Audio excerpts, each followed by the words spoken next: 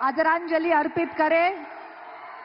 सोबत महाराष्ट्र राज्याचे मुख्यमंत्री सन्माननीय एकनाथजी शिंदे साहेब, प्रदेशाध्यक्ष बावनकुळे साहेब, आपल्या लोकसभेच्या उमेदवार पंकजाताई आठवले साहेब यांना विनंती करते की आपण येऊन छत्रपती शिवाजी महाराजांच्या पुतळ्याला अभिवादन करायचं आहे।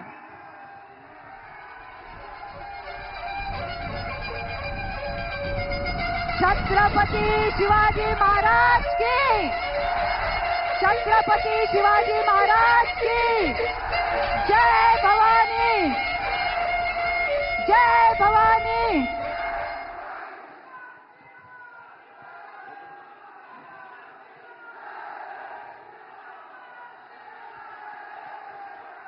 जय श्रीराम। मी आपल्या बीड लोकसभेच्या महायुतीच्या अधिकृत उमेदवार पंकजाताई यांना विनंती करते की समस्त बीड जिल्ह्यांच्या वासियांनी आपल्या देशाचे सन्माननीय पंतप्रधान मोदीजी यांचं ताईंनी स्वागत करावं। आज आपण हा दांडपट्टा जो शौर्याचं प्रतीक आहे, त्या शौर्याचं प्रतीक हे त्यांना घालून पंकजाताई त्यांचं स्वागत करत आहेत। त्याचबरोबरीने संत महंतांची जन्म आणि कर्मभूमी असणाऱ्या बीड जिल्ह्याचं वारकरी संप्रदायाचं प्रतीक म्हणून ही संतांची पगडी मोदीजींना ताईंनी घालून त्यांचं स्वागत केलेलं आहे। त्याचबरोबरीने कष्टकऱ्यांच्या कष्टाचं सन्मान म्हणून घोंगडी आणि काठी हे देऊन सुद्धा आज आपण आपल्या जिल्ह्यामध्ये या देशाचे पंतप्रधान सन्माननीय मोदीजी यांचा सन्मान करत आहोत।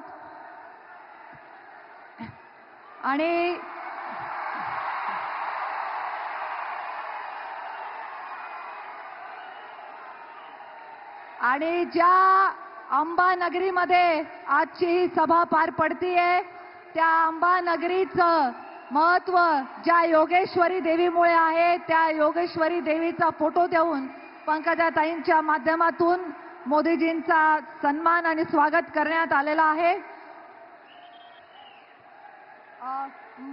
मुख्यमंत्री एकनाथजी शिंदे साहेब हे सुद्धा आपल्या पंतप्रधानांचं स्वागत करू इच्छितात। त्यांच्या वतीने एक सन्मान चिन्ह फोटो फ्रेम देऊन मोदीजी यांचं स्वागत आपल्या बीड जिल्ह्यामध्ये होत आहे। मी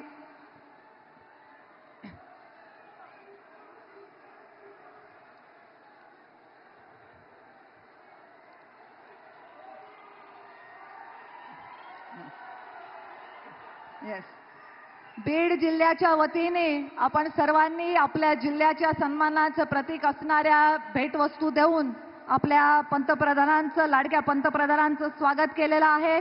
आता मी विनंती करते की चीफ मिनिस्टर म्हणजे सीएम म्हणजे चीफ मिनिस्टर नाही तर कॉमन मॅन म्हणून सर्वसामान्यांना सहज उपलब्ध असणारे महाराष्ट्र राज्याचे संवेदनशील नेतृत्व सन्माननीय एकनाथजी शिंदे साहेब यांना विनंती करते, त्यांनी मार्गदर्शन करावं।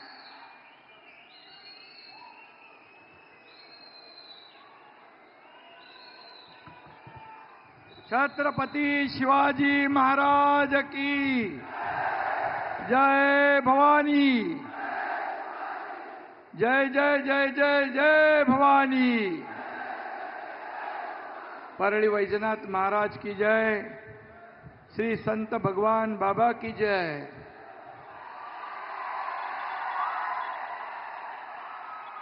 आणि सगळ्यांना जय श्रीराम।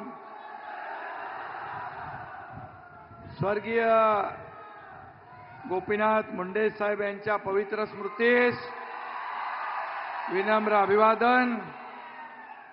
आणि आपले विश्व नेते, यशस्वी आणि जगात सगळ्यात लोकप्रिय असलेले प्रधानमंत्री नरेंद्र मोदीजी यांचं बीड मध्ये मी मनापासून स्वागत करतो।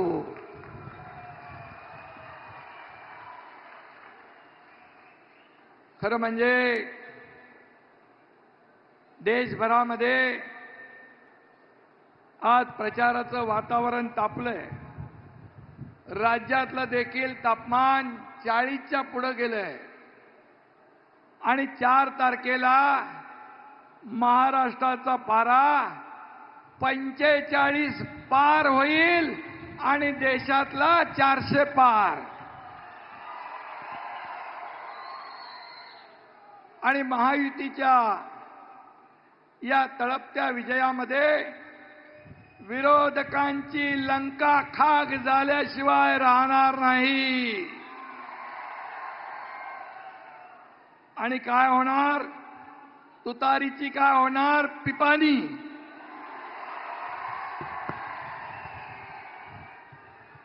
करणार ना.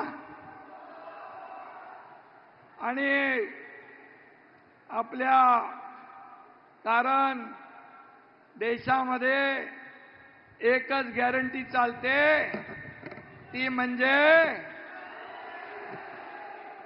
आणि आता देशातल्या लोकांनी गॅरंटी घेतले, फिर एक बार मोदी सरकार आणण्याची.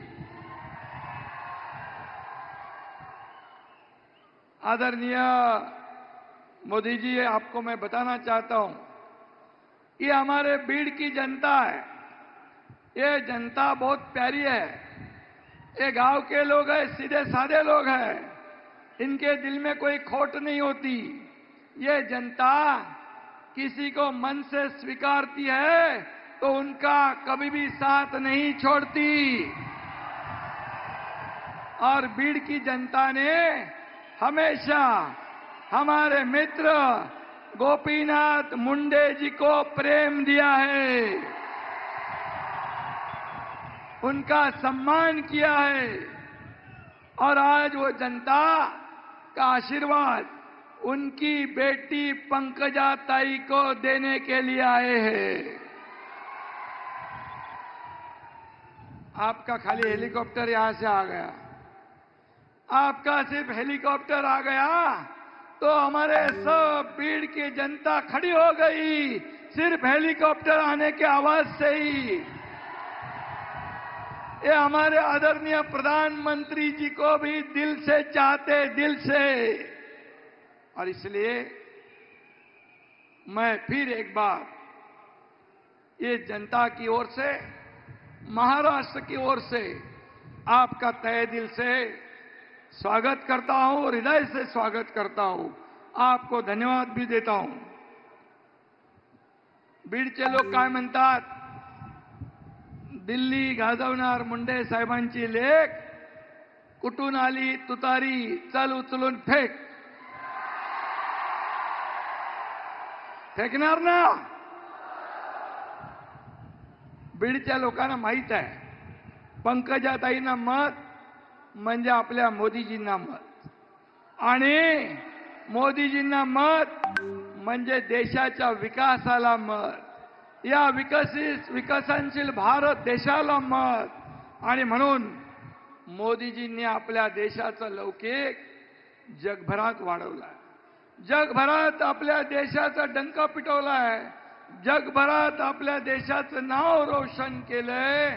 असा प्रधानमंत्री 10 वर्षात एकही सुटी न घेणारा आपल्याला लाभलेला आहे. बांधवांनो आणि भगिनींनो, पूर्ण जीवन या देश सेवेला अर्पित केलेला आपला हा प्रधानमंत्री.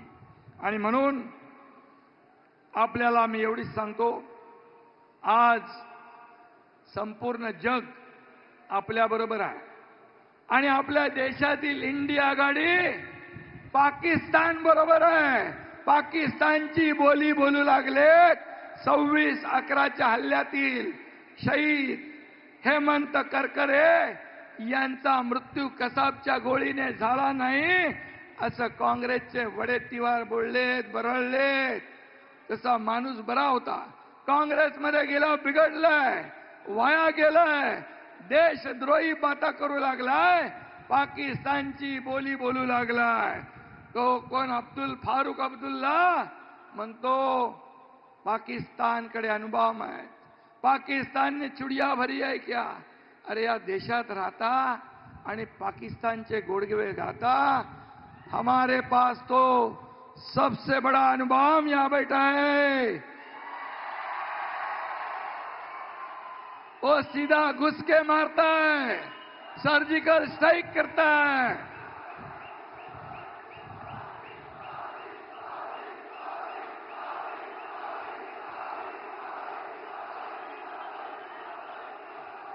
आणि म्हणून या देशामध्ये राहून पाकिस्तानची बोली बोलणारे यांना, देशद्रोह्यांना जेलमध्ये टाकलं पाहिजे, देशद्रोहाच्या कलमामध्ये। आणि म्हणून शहीदांचा अपमान, या पोलिसांचा अपमान, एनएसजी कमांडोंचा अपमान ज्यांनी केलाय त्यांना येत्या निवडणुकीत तुम्ही धडा शिकवणार ना? शहीदों का अपमान नहीं सहेगा हिंदुस्तान। आणि म्हणून मी काल म्हणालो होतो, काँग्रेस का हात पाकिस्तान के साथ। हे असं दुर्दैवी दृश्य आपल्याकडे पाहायला मिळतंय।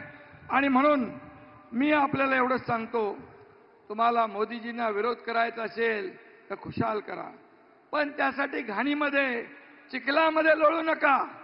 आपल्याकडे एक म्हण आहे ना, बेडकाला सोन्याच्या विटेवर जरी बसवलं तरी तो कुठे उडी मारतो? चिखलातच, नाल्यातच। तशी या विरोधकांची अवस्था झालेली आहे। आणि म्हणून काँग्रेसवाल्यांना थोडी जनाची नाही तर मनाची तरी लाज वाटली पाहिजे। कारण मोदीजींनी आवाज दिल्यानंतर 60 कोटी जनता आपले डीपी बदलते, 60 कोटी जनता आपल्या घरावर तिरंगा फडकवते। हे मोदीजींचं काम आहे। आणि म्हणून अशा कर्तृत्ववान मोदींना हरवण्याची भाषा हे चिरकुट लोक करतात। आणि म्हणून बुडाला जळतंय आणि डोंगरावरची आग विझवायला पळतंय, अशी तुमची अवस्था आहे। पहिले आपलं घर सांभाळा।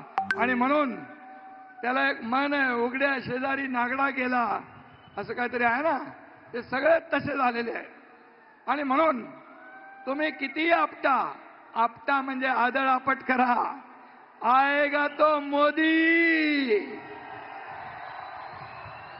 आणि म्हणून ही निवडणूक पंकजाताईंची किंवा तुमची आमची नाही आहे। ही निवडणूक महाराष्ट्र घडवणारी आहे, ही निवडणूक महासत्ता घडवणारी आहे। ही नरेंद्र मोदीजी विरुद्ध राहुल गांधी अशी आहे।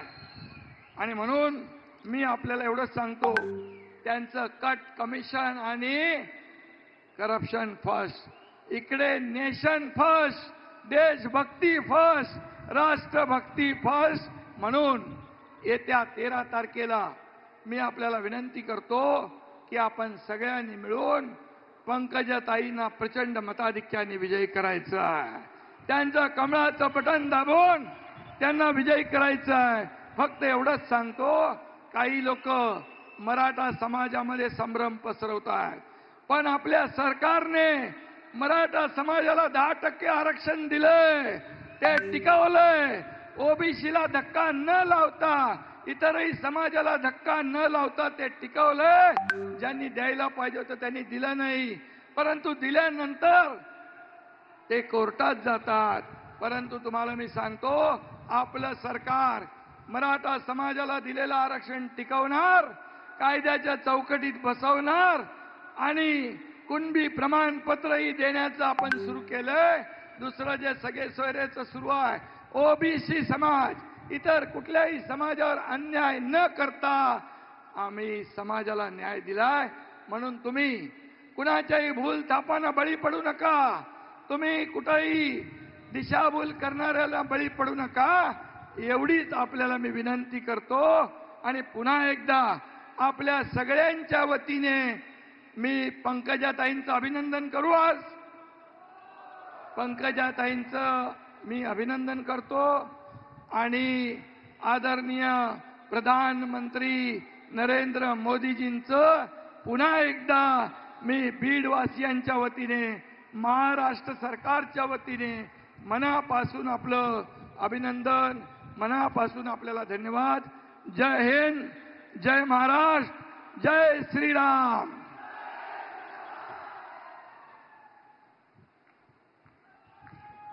धन्यवाद मुख्यमंत्री महोदय। पंडित दीनदयाल जी की अंत्योदय की संकल्पना को धरातल पे लाने वाले अपने देश के सबसे यशस्वी, सबसे लोकप्रिय प्रधानमंत्री सम्माननीय मोदी जी, मैं आपसे गुजारिश करती हूं कि आप हमारे बीड़ की जनता को मार्गदर्शन करें।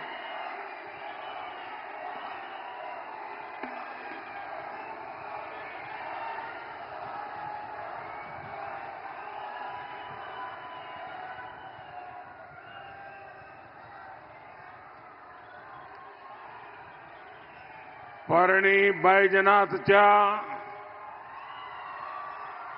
वैजनाथाला मी नमन करतो। हर हर महादेव।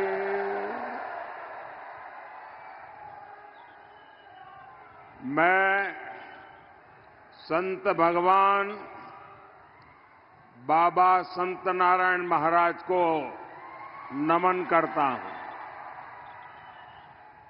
योगेश्वर देवी को प्रणाम करता हूं।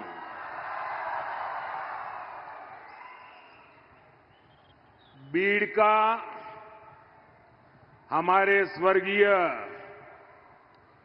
गोपीनाथ मुंडे जी से दिल का रिश्ता रहा है।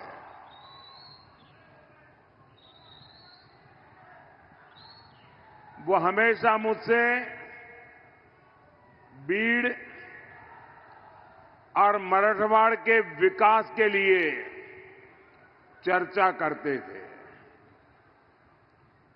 मैं उन्हें बहुत भावपूर्वक याद कर रहा हूं। और साथियों, मेरा एक दुर्भाग्य रहा कि 2014 में आपने जब मुझे देश की सेवा करने का दायित्व दिया, तब मैं देश भर में से गोपीनाथ जी जैसे साथियों को चुन चुन करके दिल्ली ले गया था, ताकि हम मिलकर के देश की सेवा करें। गोपीनाथ जी के पास मुझसे भी ज्यादा अनुभव था।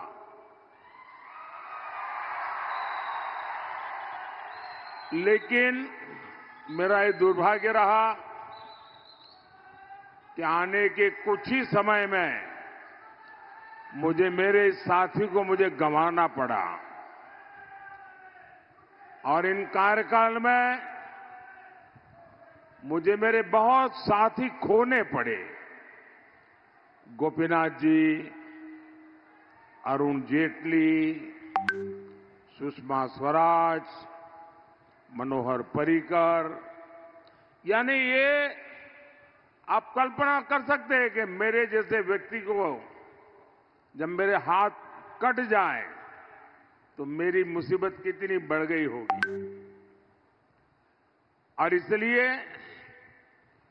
इन सब साथियों की मुझे बहुत याद आना, और यहां जब आया हूं तो स्वाभाविक रूप से गोपीनाथ जी की याद आना, और जो मैं कमी महसूस करता हूं वो मुझे फील होता है। साथियों, आज तीसरे फेज का मतदान खत्म होने पर है, और साथ ही इंडी अघाड़ी की उम्मीदें भी खत्म हो गई है। पहले चरण में इंडी अघाड़ी पस्त हुआ, दूसरे में ध्वस्त हुआ, और आज तीसरे चरण में इंडी अघाड़ी का कहीं कोई छोटा मोटा दिया अगर जल रहा था वो भी बुझ गया है। साथियों, मोदी विकसित भारत के मिशन पर निकला हुआ है। इस संकल्प के लिए आज मैं आपसे कुछ मांगने के लिए आया हूं। मुझे आपके आशीर्वाद चाहिए।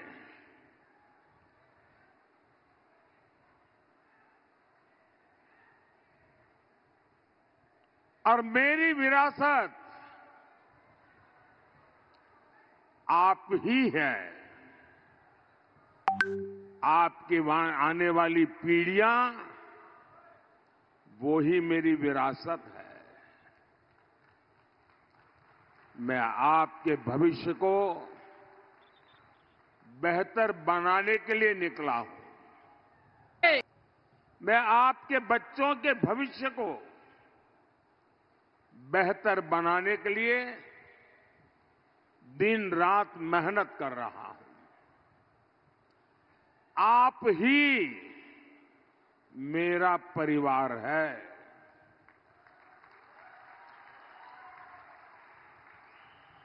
मेरा भारत, मेरा परिवार।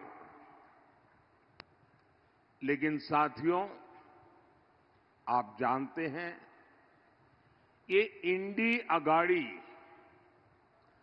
किस एजेंडे के साथ चुनाव में है?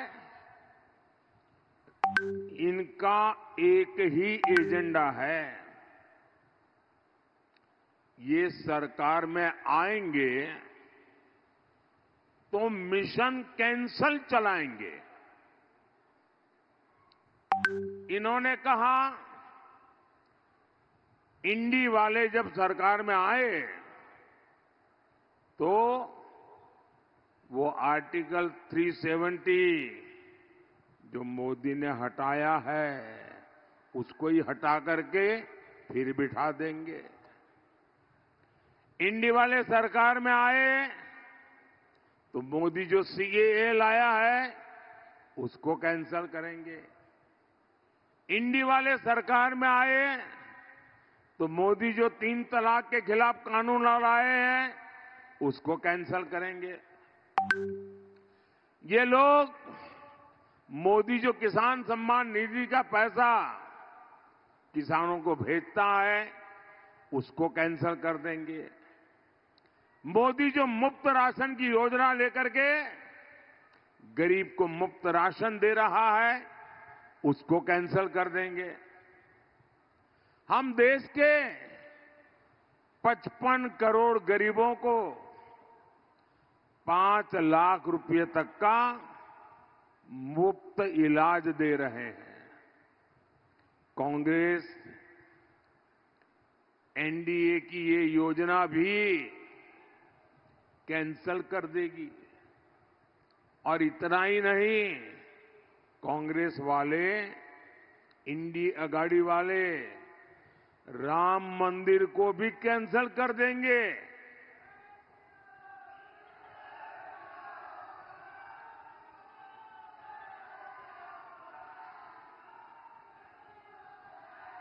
आप चौंकिए नहीं।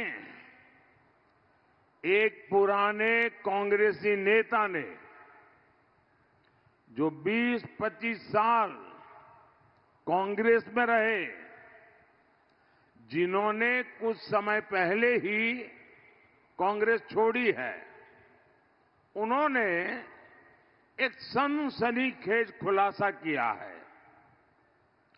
उन्होंने बताया है कि जब कोर्ट से राम मंदिर के पक्ष में फैसला आया था तो शहजादे ने खास लोगों की एक मीटिंग बुलाई थी। शहजादे ने कहा था कि कांग्रेस सरकार आएगी तो राम मंदिर पर सुप्रीम कोर्ट का फैसला पलट देंगे। इनके पिताजी ने तुष्टीकरण के लिए 3 तलाक के मामले में साहबानो केस में सुप्रीम कोर्ट का जो जजमेंट आया था उसके निर्णय को पलट दिया था। कहते हैं वैसे ही अब राम मंदिर के फैसले को भी पलट देंगे। साथियों, आज ही इंडी गठबंधन के एक और नेता ने कहा है कि राम मंदिर तो बेकार है। बताइए, यही नेता पहले भगवान राम की पूजा को पाखंड बता चुके हैं। किसी और धर्म के लिए ये ऐसी भाषा सपने में भी बोलने की हिम्मत नहीं दिखा सकते, लेकिन तुष्टीकरण के लिए, वोट बैंक के लिए ये लोग बार बार प्रभु श्री राम का, राम भक्तों का लगातार अपमान कर रहे हैं। क्या ऐसे लोगों का इंडी गठबंधन, आप मुझे जवाब देना, क्या ऐसे लोगों का इंडी गठबंधन महाराष्ट्र के गौरव को बढ़ा पाएगा? जरा पूरी ताकत से बोलिए, बढ़ा पाएगा? बढ़ा पाएगा?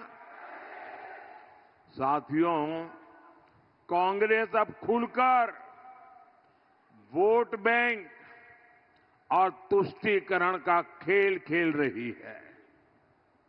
आपने सुना होगा, इंडी अगाड़ी के लोग वोट जिहाद की अपील कर रहे हैं। महाराष्ट्र कांग्रेस के लोग 26/11 के मुंबई हमले के आतंकियों को क्लीन चिट दे रहे हैं। शिंदे जी ने अभी अपनी भाषण में इसका उल्लेख भी किया। कसाब समेत जो 10 आतंकवादी पाकिस्तान से आए थे, ऐसा लगता है कांग्रेस उनसे कोई रिश्तेदारी निभा रही है।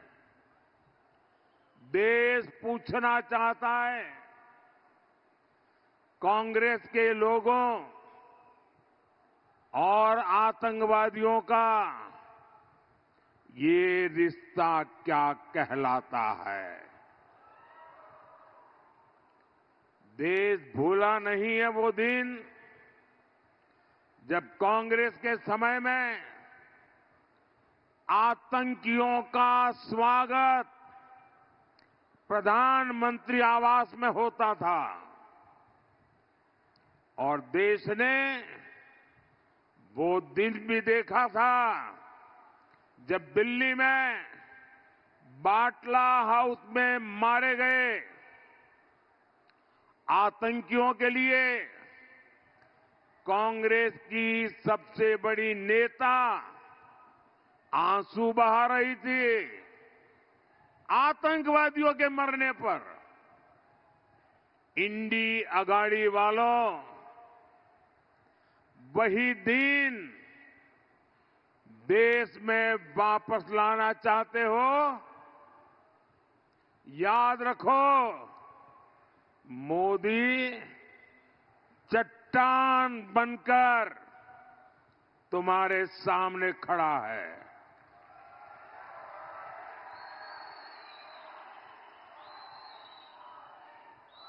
साथियों, शहजादे तुष्टीकरण की सनक में एक और खतरनाक चाल चल रहे हैं। आप भी जानते हैं, बाबा साहब आंबेडकर ने दलितों, पिछड़ों को, आदिवासियों को आरक्षण का अधिकार दिया था। बाबा साहब ने इस बात का भी पुरजोश विरोध किया था कि भारत में धर्म के आधार पर आरक्षण नहीं दिया जा सकता, इस बात पर बाबा साहब अड़े हुए थे। पूरी संविधान सभा ने आज से 75 साल पहले लंबी चर्चा करके तय किया था कि धर्म के आधार पर इस देश में आरक्षण नहीं दिया जा सकता है। लेकिन कांग्रेस पार्टी दलितों, आदिवासियों, पिछड़ों का आरक्षण छीनकर उसे धर्म के नाम पर देना चाहती है। आपको मैं एक उदाहरण बताता हूं। ये कल्पना नहीं है, ये हो चुका है और आप चौंक जाएंगे। आपके सामने कितनी बड़ी मुसीबत दरवाजे पर दस्तक दे रही है, मैं उदाहरण के साथ आज मेरे बीड़ के भाई बहनों को समझाना चाहता हूं। मैं मेरे देश के लोगों को समझाना चाहता हूं। कर्नाटका में कांग्रेस की सरकार है। वहां पर ओबीसी को 27% आरक्षण मिला हुआ है। इन्होंने क्या किया, रातों रात एक फतवा निकाला सरकार ने। रातों रात उन्होंने एक ऑर्डर निकाला, थप्पे मार दिए, सिग्नेचर कर दिया और ऑर्डर क्या निकाला, कर्नाटका में जितने भी मुसलमान हैं सबको रातों रात उन्होंने ओबीसी बना दिया, घोषित कर दिया कि आज से ये ओबीसी है। परिणाम क्या हुआ, जो ओबीसी समाज के लोगों को 27% आरक्षण मिला था, बाबा साहब आंबेडकर ने दिया था, संविधान ने दिया था, भारत की संसद ने दिया था, रातों रात मुसलमानों को ओबीसी बनाकर उसमें डाल दिया।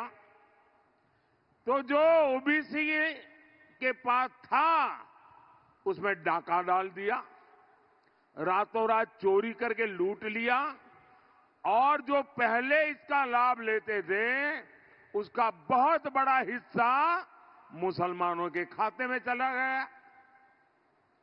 अब मुझे बताइए, क्या इस प्रकार का खेल आपको मंजूर है? पिछले दरवाजे से ओबीसी का आरक्षण लूट लिया जाए, ये आपको मंजूर है? जरा पूरी ताकत से बताओ तो पता चलेगा कि मंजूर है कि नहीं है। आपको मंजूर है सब आप? अब यही काम ये देश में हर राज्य में करना चाहते हैं। साथियों, आज सुबह ही इंडी गठबंधन के एक और नेता ने इनकी साजिश को खुद ही स्वीकार कर लिया है और उनके झूठ को बेनकाब कर दिया है। और ये नेता वही है जिन्हें चारा घोटाले में अदालत ने सजा दी है। जानते हैं ना नाम तो? कौन है? चलिए, भीड़ वाले भी जानते हैं। इंडी गठबंधन के इस नेता ने आखिरकार स्वीकार कर लिया है कि ये लोग मुसलमानों को पूरा का पूरा आरक्षण देना चाहते हैं। यानी अभी जो एससी, एसटी, ओबीसी को आरक्षण मिलता है वो बंद करके ये लोग पूरा का पूरा आरक्षण मुसलमानों को देना चाहते हैं। आज सुबह उन्होंने कहा है ये इस देश के हर दलित, पिछड़े, आदिवासी के लिए खतरे की घंटी है। इसलिए आपको इंडी गठबंधन के इरादों से सावधान रहना है। भाइयों बहनों, ये मोदी है, आप भी इसको भलीभांति जानते हैं। मैं आपको गारंटी देता हूं, जब तक मोदी जिंदा है,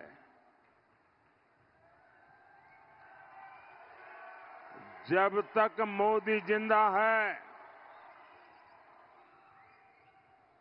दुनिया की कोई ताकत दलितों का, आदिवासियों का, पिछड़ों का, ओबीसी का आरक्षण नहीं ले सकती है। ये मोदी की ताकत है। भाइयों बहनों, आज कोई भी राष्ट्रवादी ताकत कांग्रेस के साथ नहीं बची है। असली राष्ट्रवादी कांग्रेस पार्टी बीजेपी के साथ है। बाला साहब ठाकरे की असली राष्ट्रवादी शिवसेना बीजेपी के साथ है। और कांग्रेस के साथ कौन है? नकली शिवसेना, नकली राष्ट्रवादी कांग्रेस। और ये कर क्या रहे हैं? ये नकली वादे कर रहे हैं, नकली वीडियो बना रहे हैं। साथियों, कांग्रेस की आदत है, न काम करो न काम करने दो। आपको याद होगा, मैंने गुजरात और महाराष्ट्र के बीच बुलेट ट्रेन का काम शुरू किया। कांग्रेस ने पहले उसका मजाक उड़ाया, फिर उसका विरोध किया, और जब तक महाविनाश अघाड़ी की सरकार रही, इन्होंने काम बढ़ने ही नहीं दिया। अब ये अगर सरकार में आएंगे तो बुलेट ट्रेन का काम ठप कर देंगे। एक और बीजेपी ने अपने संकल्प पत्र में बुलेट ट्रेन के विस्तार की बात कर रही है। दूसरी ओर कांग्रेस और इंडिया अघाड़ी बुलेट ट्रेन का विरोध कर रहे हैं। आप मुझे बताइए, 21वीं सदी के भारत को कौन सी सरकार चाहिए? क्या देश को इन विकास विरोधी लोगों के हाथ में हम दे सकते हैं क्या? साथियों, कांग्रेस जहां भी आई है, उसने सपनों को कुचला है। महाराष्ट्र और मराठवाड़ा खुद इसके भुक्तभोगी है। इंडी अघाड़ी ने कभी यहां सूखे की समस्या की ओर ध्यान नहीं दिया। इन्होंने बस फीते काटे और भ्रष्टाचार किया। 60 वर्षों से मराठवाड़ा जल ग्रिड परियोजना ठप पड़ी थी। आज एकनाथ शिंदे जी, देवेंद्र फडणवीस और अजित पवार मिलकर सिंचाई परियोजनाओं को मिशन मोड में आगे बढ़ा रहे हैं। साथियों, हमने पीएम कृषि सिंचाई योजना के तहत महाराष्ट्र के 27 प्रोजेक्ट को चुना है। इनमें से 10 प्रोजेक्ट पूरे भी हो चुके हैं। बाकी प्रोजेक्ट भी जल्द पूरे कर लिए जाएंगे। जब देवेंद्र फडणवीस जी की सरकार ने महाराष्ट्र के लिए बलिराजा जल संजीवनी स्कीम बनाई थी, लेकिन इंडी अघाड़ी सरकार ने उसे भी रोक दिया था, लेकिन अब इस स्कीम को गति मिली है। एनडीए को आपका आशीर्वाद ये सुनिश्चित करेगा कि ये मराठवाड़ा पानी के संकट से मुक्त हो। साथियों, मोदी किसी बड़े शाही परिवार से नहीं है। वो गरीबी से निकलकर आपके आशीर्वाद से यहां पहुंचा है। मुझे पता है किसान एक फसल के लिए कितनी मेहनत करता है। उसकी फसल अगर खराब हो जाती थी तो उस पर क्या बीतती थी। इसलिए मोदी ने फसल बीमा की गारंटी दी। आज हर वर्ष बीड़ के किसानों को बीमा के 500 से 700 करोड़ रुपए मिलते हैं। महायुति सरकार ने भी 1 रुपये में फसल बीमा की स्कीम शुरू की है। महाराष्ट्र सरकार किसान सम्मान निधि में भी 6,000 रुपये जोड़कर दे रही है। साथियों, मराठवाड़ा के विकास एनडीए की जिम्मेदारी है। आज भारतमाला परियोजना के तहत सूरत अक्कलकोट रोड हो, 3,000 करोड़ रुपए की लागत से बन रहा छत्रपति संभाजी नगर से एडसी तक नेशनल हाईवे हो, अहमदनगर बीड़ परली रेल लाइन का निर्माण हो। कांग्रेस ने जिस मराठवाड़ा की उपेक्षा की थी, आज वो विकास के रास्ते पर आगे बढ़ रहा है। साथियों, 13 मई को महाराष्ट्र और देश के विकास की गारंटी का महापर्व है। आपका हर वोट मोदी के विकसित भारत के विजन को मजबूती देगा। भारतीय जनता पार्टी और एनडीए ने गोपीनाथ जी के सपनों को पूरा करने की जिम्मेदारी बेटी पंकजा को दी है। मेरा अनुरोध है, 13 मई को बेटी पंकजा मुंडे को भारी मतों से विजयी बनाएंगे। इसके लिए काम करेंगे। ज्यादा से ज्यादा मतदान कराएंगे। मतदान के पुराने सारे रिकॉर्ड तोड़ेंगे। कितनी ही गर्मी क्यों न हो, मतदान ज्यादा होगा। अब पार्लियामेंट तो जीतना है, लेकिन मेरा एक और काम है, करोगे? मुझे पोलिंग बूथ जीतना है। ये पार्लियामेंट सीट में जितने पोलिंग बूथ है, वो सारे पोलिंग बूथ जीत सकते हैं क्या? आप पोलिंग बूथ जीत करके दिखाएंगे क्या?